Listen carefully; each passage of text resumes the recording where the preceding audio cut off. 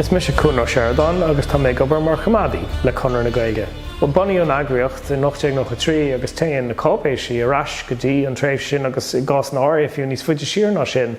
Bhí ról allmhór ag an Gonradh i forbairt cultúrtha na hÉireann sna 1990 agus go luas a fiú is. Is tríd an Conradh agus struchtúr an Conradh a fuair pobl na hÉireann rocht an arís ar an sean himhialtacht ar a stair hain mar phobal ar an geol ar an dása ar méileides, ar an litríocht, nua litríocht sa Gaeilge, agus marialar sin tána córátí a bhain lei sin agus leis an discúrsa sin, agus tá na cápéisí a bhanas leis an himeachtaí sin iste i gcartlann Conradh na Gaeilge, nó gart linn Conradh na Gaeilge tá bailiúcháin éagsúla, náiteachí éagsúla.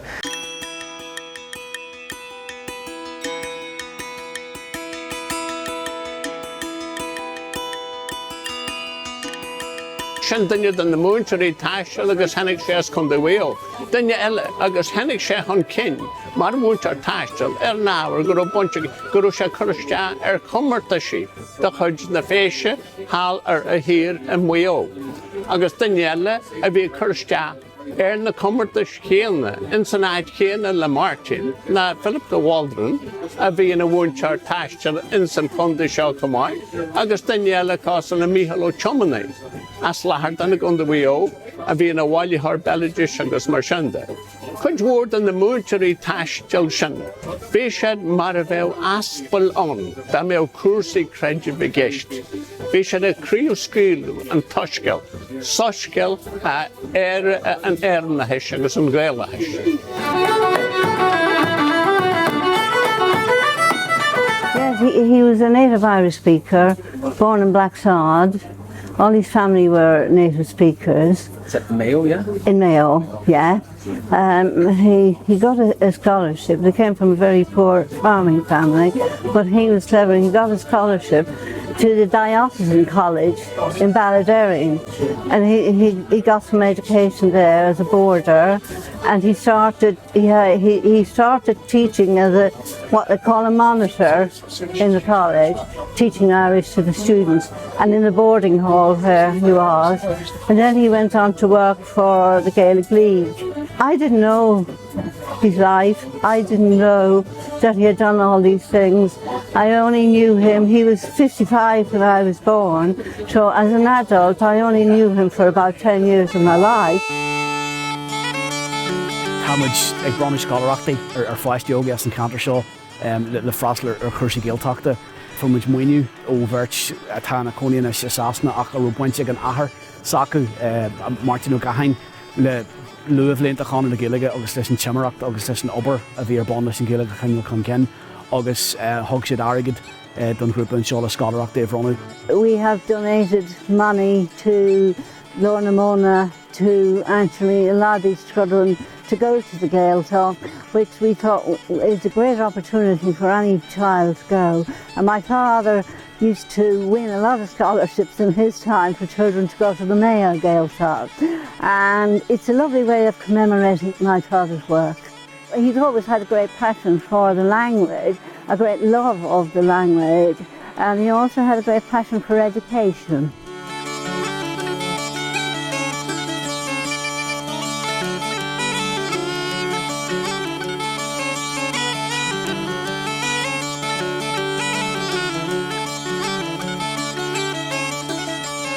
Tá chartlan agus tá kids den ábhar agus si bhar báil tá sé an luchar ar fad agus leis aontar ar fad ar go bhfuil seogainn an seo. Tá sé táhachtach go méad áit stóra seogainn, tá sé fíorthabhachtach gur féidir linn an lór á orbairt agus heige sin tá roinnt mílte lór againn, tá a lán bailiúchan atá ionach luachhar ó híomh stair na Gaeilge agus tá an gré sin cuasaí oidhreachta a orbairt againn súla cuidiú dé nar bhés duine ag obair anseo níos mó ná mar atá faoi láthair b'imiid abalta cuairteoirí a bhailú óna ceir a háirde.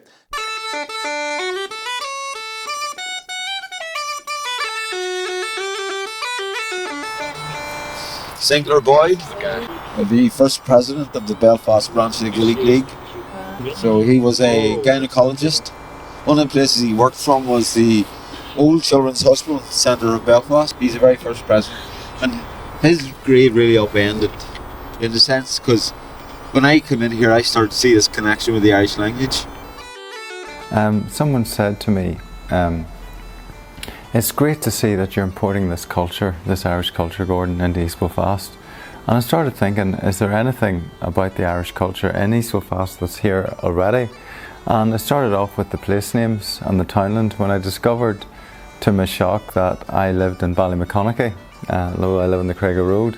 So I started off with townland and I worked my way up to creating a whole history of East Belfast from all the scattered fragments, which has turned into a bus tour. My work is trying to indigenise the Irish language in East Belfast, to make it part of the culture and to make our work be in tandem with the Conradh development, with the local heritage development of the area and with tourism in the area, so that although it's unusual, a Gaelic history in East Belfast, it's part of something bigger as well, and that we're giving something back to the East.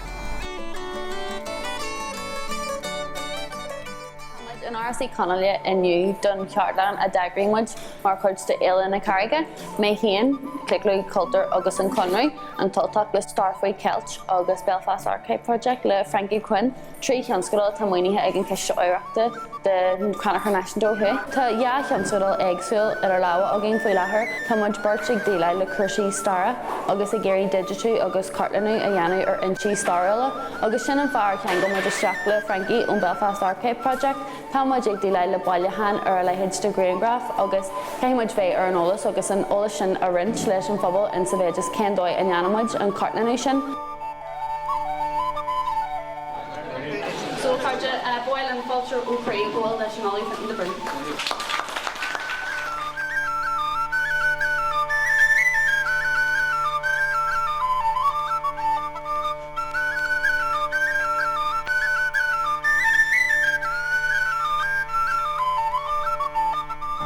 First bus to go away in a room at Country Star in Gaeilge, Belfarsha. We made you her Belfarsha, get you hear her Belfarsha. Agus le linn an am sin bhí mid caint faoi na buach pointí at a pointí le cinneal afheáhan na Gaeilge.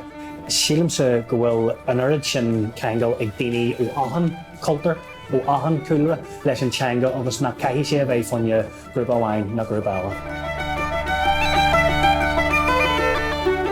Éamid Phoenix an taine mit orm rugú agus tóga mé me ferrisте. Bhí mé ag glóit faoi an Gaeilge agus an tradition protestúnach go chuige alú. Díomh chairde is mise ná cumar agus tá mar uachtarán faoi láthair ar Conradh na Gaeilge. Agus táthas ar a bheith seo nacht ag ceann Catherine Prony, Har ceann Conradh na Gaeilge le cúpla focail ar áfhaoin tógra seo Claochlú Cultúir agus an Conradh. But of course, some of the early Scottish settlers from Kintyre and from Argyll were actually Gaelic speakers, or Gaelic speakers to be more correct. The Irish language had left Ireland about the kind of 7th century and had gone into parts of Scotland, particularly the Highlands of Ireland.